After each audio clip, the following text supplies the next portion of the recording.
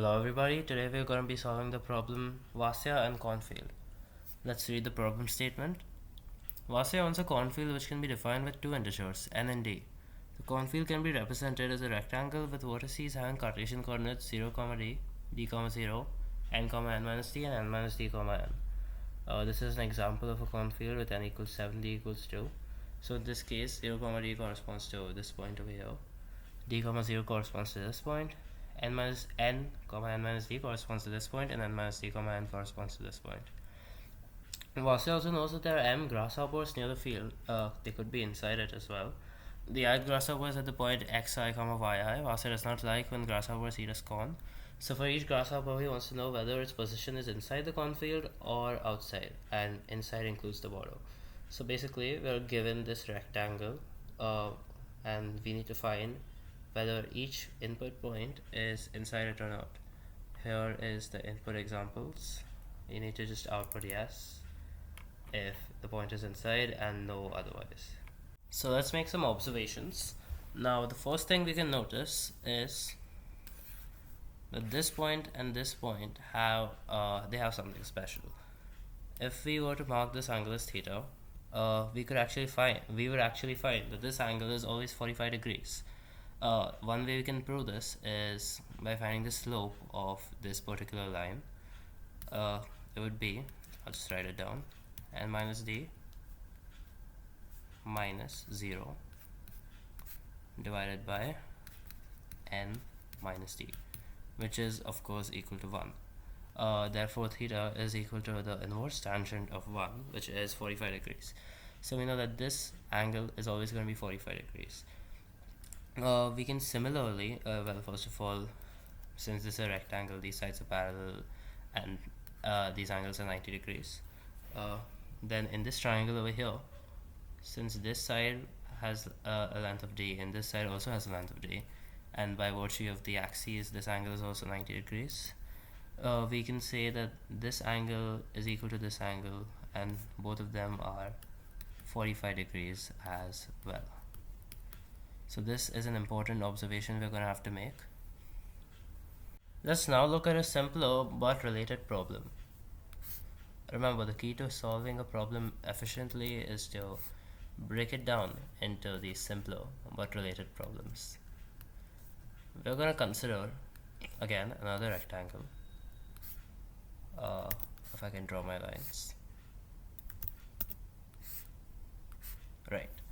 So we're going to consider another rectangle, but in this case, this line is parallel to the x-axis and this line is parallel to the y-axis. Let's say we're given the coordinates of A, B, C, and D. Right, and we have a point x, y. It could be inside, it could be outside, it could be anywhere. How do you check whether this point is inside this rectangle or not? Remember, we have the coordinates of A, B, C, and D. Let's say A is x1, y1, B is x2, y2, and you get the point. C is x3, y3, and D is x4, y4. And let's say the point you want to check, that's x, y. So it turns out that there's actually a really simple way to do this. You guys can pause the video and try to find it if you want to. I'm just gonna say how you do it now.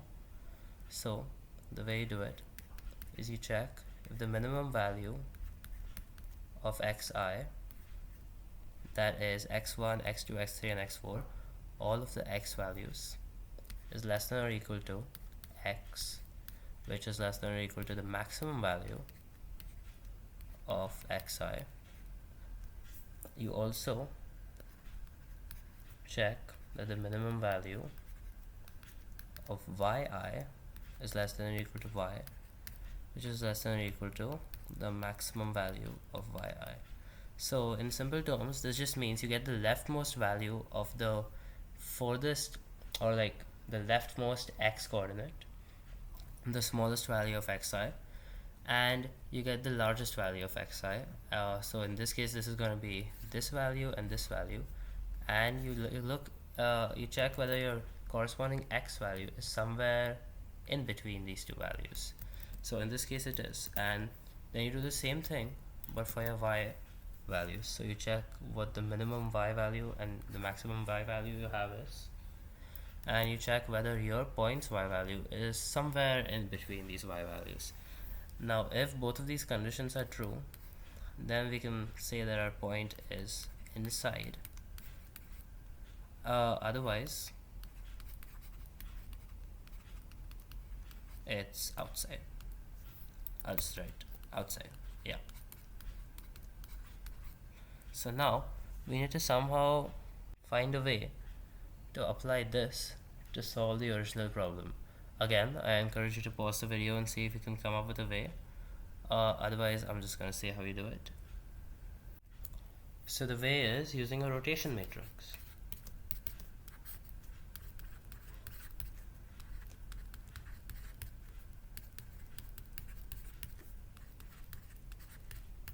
So what does this rotation matrix do? Our original rectangle looks something like, okay, that's not a rectangle. So our original rectangle looks something like this. If we use this rotation matrix on every single one of its points, right, then we can rotate it and make it something like this. We can also do that to every single input point. So let's say we had a point over here. We could rotate this point and we could get it over here, right? So how do you apply this rotation matrix? Well, you just take the point you want to rotate and you multiply it by the rotation matrix and you get your new points. So really what this transformation is going to do for theta is equal to 45 degrees is it's just going to scale the points down by 1 by root 2 and convert them to, so it's going to convert the x value to y plus x by root 2, and it's going to convert the y value to y minus x by root 2. If you want to see why this is true, by the way, you can just manually multiply this out, right? Of course. So really what this is doing is it's converting x to y plus x, it's converting y to y minus x, and then it's scaling both of these values down by this factor of 1 by root 2. In our particular case, we can even just rewrite the matrix like this, right? So it's just scaling these points down by 1 by it's scaling them down by 1 by root 2. So now why is this important? We're scaling this point down, we're scaling this point down, we're scaling this point down, we're scaling this point down, we're scaling this point down. But does scaling up or scaling down or scaling at all affect whether a point is inside a particular region? Well, of course it doesn't, right? So we can, right now, even with this, we could still apply our previous check. We could convert every single x value to y plus x by root 2 and every single y value to y minus x by root 2 and manually check that each point is inside that range for every x and y, and if it is, then we can print yes, otherwise we print no. But the question is, do we really have to divide by root 2? The answer, as you might have guessed, is actually no, we don't, because the point remains inside the rectangle even if it's scaled up a little bit, and the point remains outside even if it's scaled up or scaled down. So the reason I'm mentioning this is because if you did divide by root 2, you'd have double precision errors, and you'd actually have to use a long double in your solution. But if you just don't consider the root 2, you can just do it with a long or int data type. So that's just for convenience. I thought it would be helpful to give a quick demonstration of the idea I was demonstrating, or the idea I was talking about just a few minutes ago. So here's a Desmos graph that shows that. As you can see, this is the original version of the cornfield. This is the rotated version. The blue point is the one I control. The black point is the rotated point. So as you can see, when the blue point is outside the original cornfield, the black point is outside the rotated cornfield. As soon as I put the blue point inside the cornfield, the black point goes inside the rotated cornfield.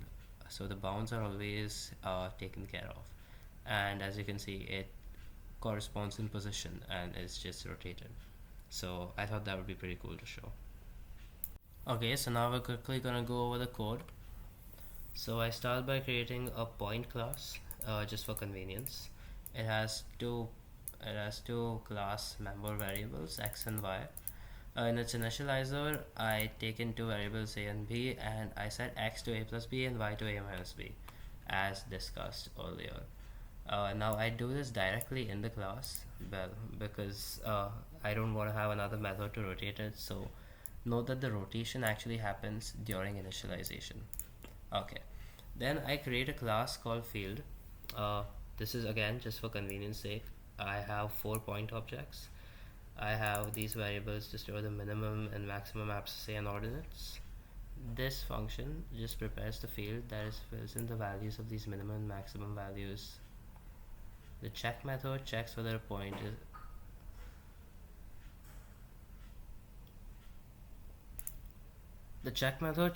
point is inside the field or not.